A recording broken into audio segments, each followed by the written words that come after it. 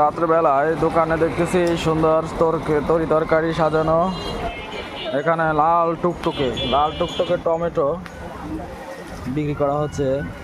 সঙ্গে আবার দেখতেছি এত লম্বা লম্বা গাজর, একদম এক সাইজের গাজর। তারপরে আছে কাঁচামরিচ, টাটকা কাঁচামরিচ।